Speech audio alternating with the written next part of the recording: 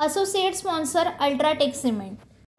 जे न्यून अधिकारी आहेत त्यांची आज आपण भेटलेला आहात, काय कारण होतं भेटण्याचं, काय तुमचं विषय आहे? करेक्ट। लोकशाहीचा जो चौथा स्तंभ आहे म्हणजे तुम्ही सर्वजण पत्रकार, काल संपूर्ण मीडियामध्ये आपण पाहत होतो की मुंबईच्या मतदानावरती फेरफार झाला होता।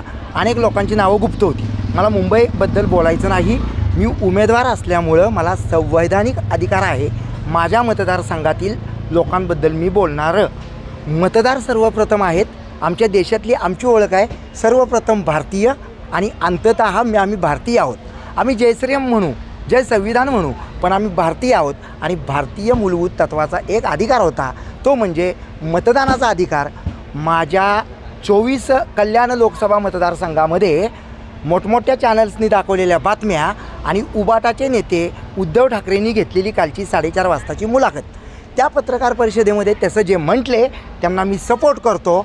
आणि व्यक्तिगत अभिजित बिचुकले म्हणून या कल्याण लोकसभा मतदारसंघातील आरोंना ठणकावून सांगतो की 80,000 लोकांचं मतदान जर तुम्ही गुप्त करत असाल तर एक नाव जरी गहाळ झालं तरी वादविवाद होतात मतदान केंद्रांवर।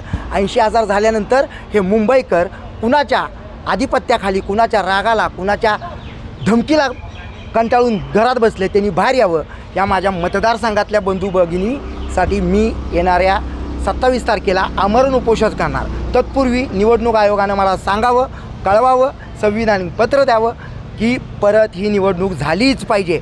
हेच सगळा बोंगाळ कारभार आहे।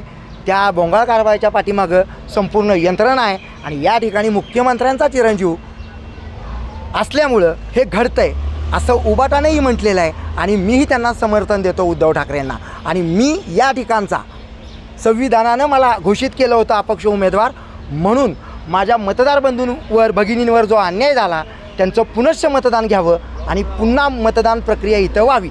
आणि एक तुम्हाला सांगायचं आहे, एका जातीसाठी धर्मासाठी मी उपोषण करत नाही आहे। जर तुम्ही त्यांना एंटरटेनमेंट करता, माझ्या भारतीय नागरिकांना मी एंटरटेनमेंट करणार आणि मी आमरण उपोषण करणार।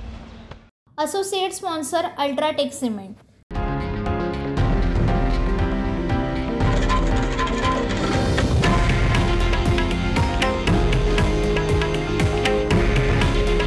हे आहे देशातील नंबर 1 न्यूज नेटवर्क आणि आपण पाहत आहात TV9 मराठी।